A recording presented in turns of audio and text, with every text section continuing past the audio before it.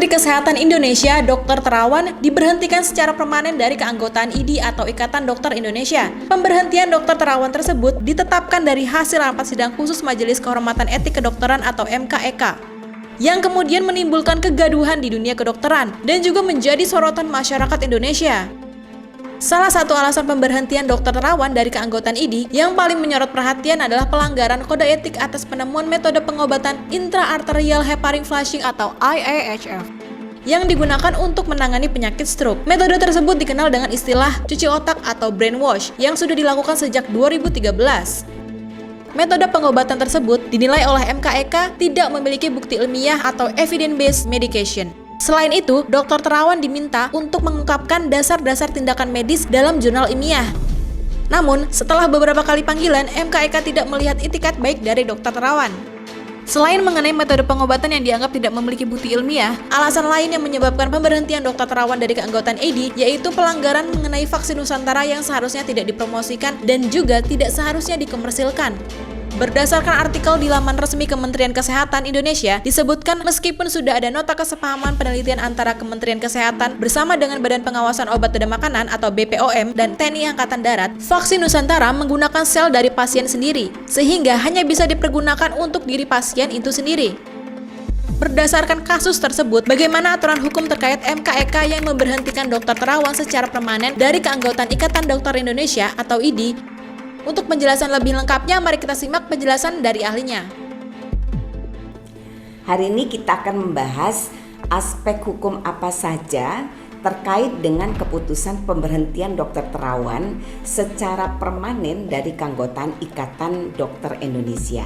Kita tahu bahwa pemberhentian secara permanen Dr. Terawan dari keanggotaan IDI diputuskan pada tanggal 24 Maret 2022 berdasarkan hasil sidang Majelis Kehormatan Etik Kedokteran.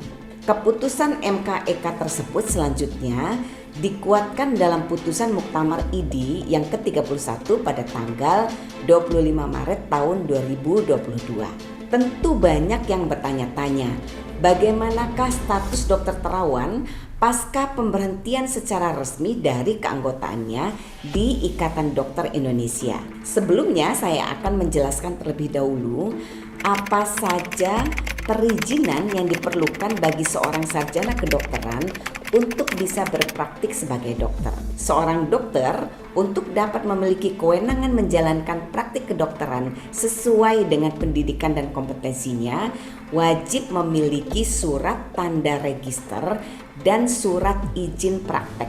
Surat tanda register atau biasa kita kenal dengan STR dalam hal ini dikeluarkan oleh Konsil Kedokteran Indonesia. Nah, sedangkan surat izin praktek atau biasa kita kenal dengan SIP dikeluarkan oleh pejabat kesehatan yang berwenang di wilayah tempat dokter menjalankan praktiknya. Terkait dengan pemberhentian secara permanen Dr. Terawan dari keanggotaan IDI tentu menimbulkan pertanyaan, apakah pemberhentian seorang dokter dari keanggotaannya di IDI serta-merta menyebabkan dokter tersebut tidak dapat berpraktik sebagai dokter? Tentu saja jawabannya tidak.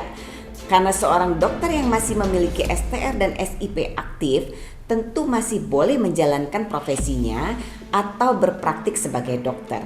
Seorang dokter hanya dapat berhenti berpraktik sebagai dokter apabila STR dan SIP-nya dinyatakan dicabut. Siapa yang berwenang mencabut izin praktek dokter? Berdasarkan pasal 8 Undang-Undang Nomor 29 Tahun 2004 tentang praktik kedokteran, surat tanda register seorang dokter hanya bisa dicabut oleh Konsil Kedokteran Indonesia. Apa alasan hukumnya?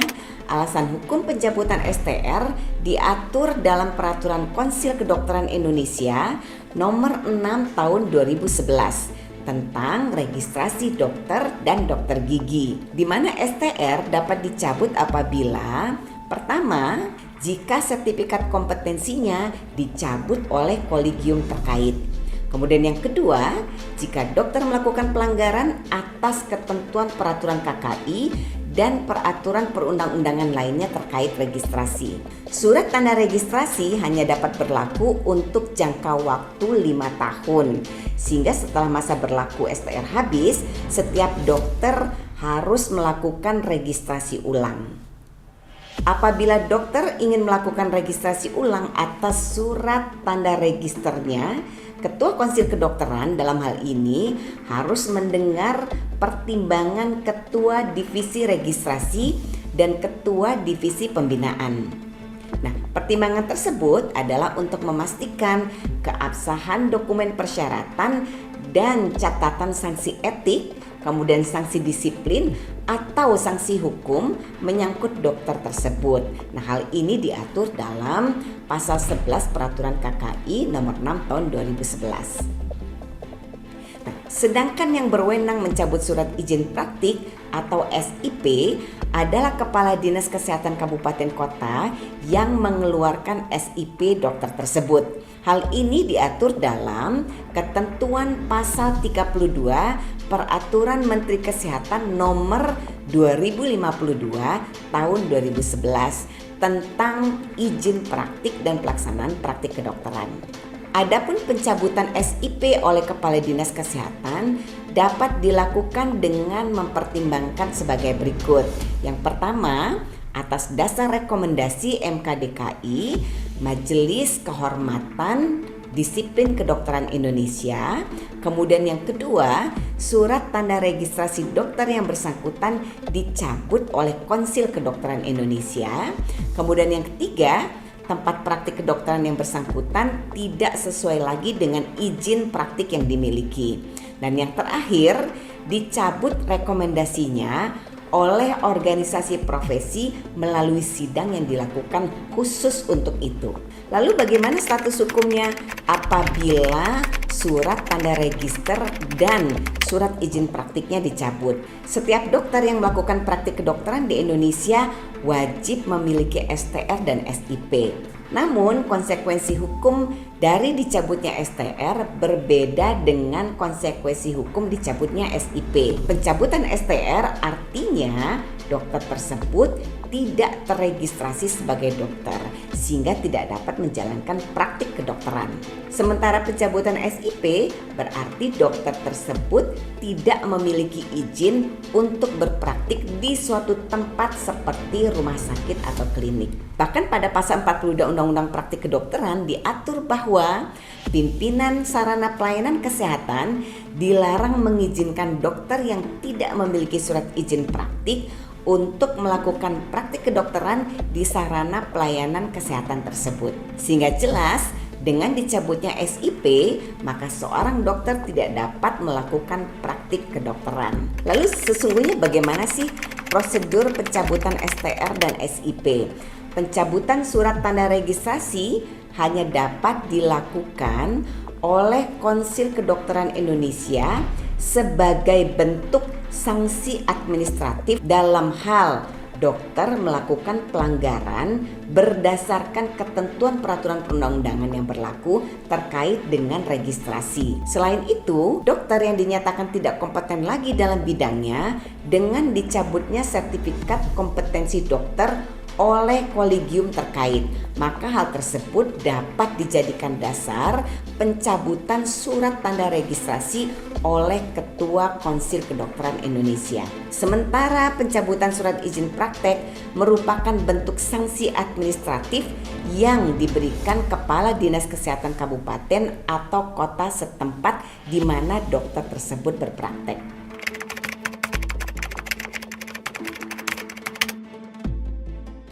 Sebagaimana sudah saya sampaikan tadi bahwa Majelis Kehormatan Etik Kedokteran Ikatan Dokter Indonesia atau yang biasa kita kenal dengan MKEKID telah memutuskan pemberhentian permanen Dr. Terawan sebagai anggota ID pada tanggal 24 Maret 2022 yang kemudian putusan tersebut dikuatkan oleh putusan Muktamar ID ke-31 pada tanggal 25 Maret 2022. Nah, pemberhentian tersebut adalah merupakan bentuk sanksi karena Dr. Terawan dianggap telah melakukan pelanggaran etik berat atau serious ethical misconduct. MKEK dalam hal ini menganggap Dr. Terawan telah melakukan pelanggaran etik berkaitan dengan metode pengobatan intraarterial heparin flushing atau IAHF alias cuci otak atau brainwash.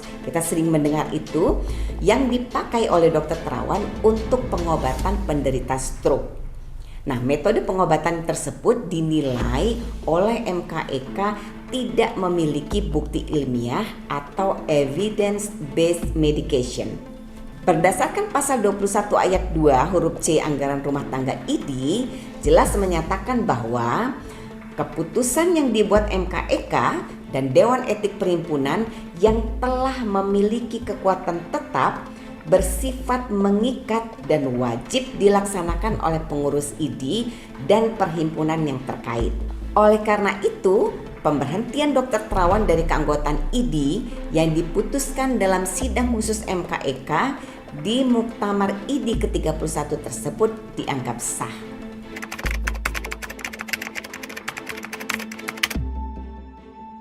Secara hukum, pemberhentian Dr. Terawan sebagai anggota ID tidak serta-merta menyebabkan dicabutnya izin praktek Dr. Terawan sebagai dokter. Berdasarkan situs resmi KKI, kita melihat bahwa surat tanda register Dr. Terawan saat ini masih berstatus aktif dan belum ada pencabutan surat izin praktik dari Dinas Kesehatan Kabupaten Kota tempat Dr. Terawan bekerja. Dengan demikian, selama tidak ada pencabutan surat tanda register dari Konsil Kedokteran Indonesia dan tidak ada pencabutan SIP dari Dinas Kesehatan tempat Dr. Terawan berpraktek, maka Dr. Terawan dalam hal ini masih tercatat sebagai dokter aktif.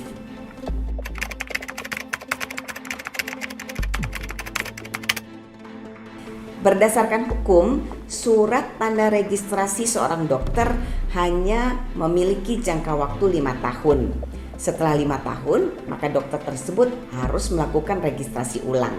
Nah, apabila akan melakukan registrasi ulang, maka ada persyaratan yang harus dipenuhi oleh Dr. Terawan, di mana Dr. Terawan harus membuat pernyataan akan mematuhi dan melaksanakan konsekuensi etika profesi serta memiliki sertifikat kompetensi. Nah, apa itu etika profesi yang dimaksud? Yang dimaksud dengan etika profesi adalah sekumpulan nilai-nilai dan moralitas profesi kedokteran yang tercantum dalam Kode Etik Kedokteran atau Kodeki, fatwa-fatwa etik, pedoman, dan kesepakatan etik lainnya yang dikeluarkan oleh ID sebagai organisasi profesi.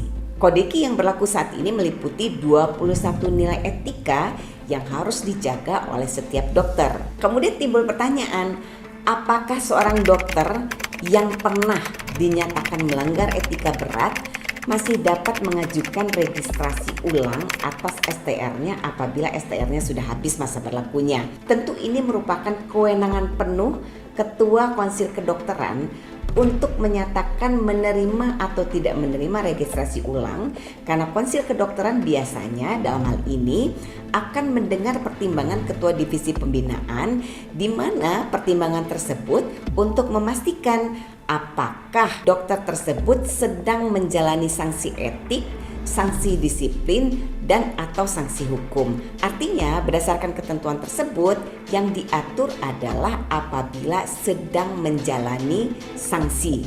Apabila sudah pernah sanksi tersebut, maka kemungkinan besar KKI dapat memberikan persetujuan untuk registrasi ulang. Salah satu syarat juga yang harus menjadi pertimbangan KKI pada saat registrasi ulang, dokter yang bersangkutan harus melampirkan dokumen persyaratan yang salah satunya adalah sertifikat kompetensi.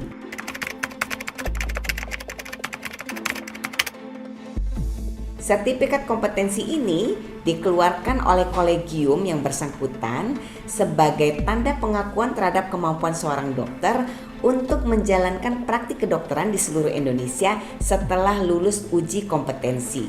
Bagaimana dengan SIP?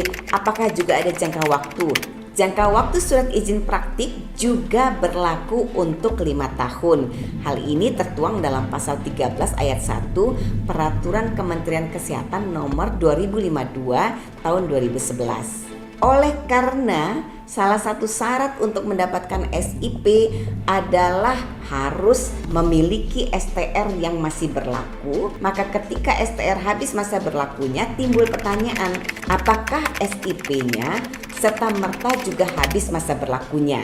Jawabannya tentu saja tidak, karena SIP dan STR pemberiannya tidak selalu dalam waktu yang bersamaan. Artinya pada saat STR habis masa berlakunya, SIP tidak serta-merta kemudian habis juga masa berlakunya. Namun apabila akan melakukan perpanjangan SIP sementara STR-nya sudah habis masa berlakunya, maka yang bersangkutan harus mengurus STR terlebih dahulu sebagai syarat untuk bisa mengurus perpanjangan SIP. Lalu salah satu syarat mendapatkan SIP lainnya adalah harus ada surat rekomendasi dari organisasi profesi. Berdasarkan Undang-Undang Praktik Kedokteran, organisasi profesi yang dimaksud adalah Ikatan Dokter Indonesia. Nah, bagaimanakah status dokter terawan yang dalam hal ini telah diberhentikan secara permanen dari keanggotaan Ikatan Dokter Indonesia? Maka timbul pertanyaan, siapakah yang berwenang memberikan rekomendasi kepada dokter terawan apabila ingin memperpanjang SIP-nya? Oleh karena Undang-Undang Praktik Kedokteran secara tegas mengatur bahwa organisasi profesi adalah Ikatan Dokter Indonesia, maka dalam hal ini satu-satunya yang boleh memberikan rekomendasi apabila dokter terawan akan memperpanjang SIP-nya adalah Ikatan Dokter Indonesia. Artinya pada saat dokter terawan ingin memperpanjang surat izin prakteknya, tentu membutuhkan salah satunya adalah rekomendasi dari organisasi profesi, dalam hal ini Ikatan Dokter Indonesia.